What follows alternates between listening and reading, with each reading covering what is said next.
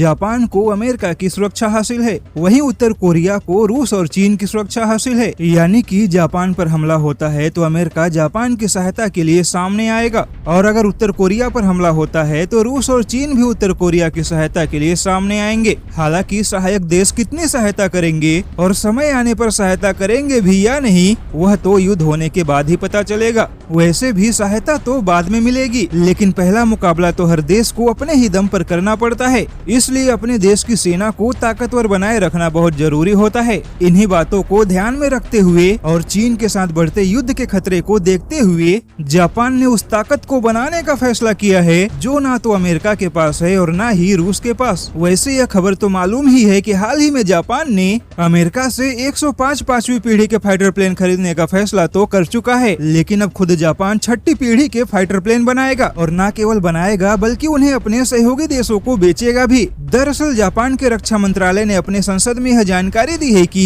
चीन के साथ युद्ध होने की संभावना बढ़ती जा रही है, इसलिए जापान की सरकार अपने पूरे वायुसेना को ही पांचवी पीढ़ी और छठी पीढ़ी के टेक्नोलॉजी से लैस करेगा, और छठी पीढ़ी के फाइटर प्लेन खुद जापान अपने देश के अंदर बनाएगा, जो कि दुनिया के सबसे तेज लड़ाकू विमान MiG-31 से भी 30% ज्यादा तेज होगा, और यह डबल इंजन का फाइटर प्लेन होगा। जापान की सरकार ने संसद में जानकारी दी है कि जापान के पास टेक्नोलॉजी और क्षमता दोनों है, और जापान अधिक समय तक चीन को नजरअंदाज नहीं कर सकता। जापान का कहना है कि वह विध्वंसक मिसाइल नहीं बनाएगा, लेकिन ऐसे शक्तिशाली लड़ाकू विमान जरूर बनाएगा जो युद्ध के समय में दुश्मन के सीमा के अंदर जाकर दुश्मन के ताकत को ही तबाह कर दे। हालांकि जापान ने अपनी इस परियोजना के बारे में ज्यादा जानकारी तो नहीं दी है, लेकिन इतना जरूर कहा है कि जापान का फाइटर प्लेन दुनिया का सबसे तेज, सबसे ताकतवर और सबसे एडवांस लड़ाकू विमान होगा। और जापान की यह परियोजना केवल चीन और उत्तर कोरिया के खतरे को देखते हुए है, और जापान की यह परियोजना अगले 10 सालों में पूरी हो जाएगी।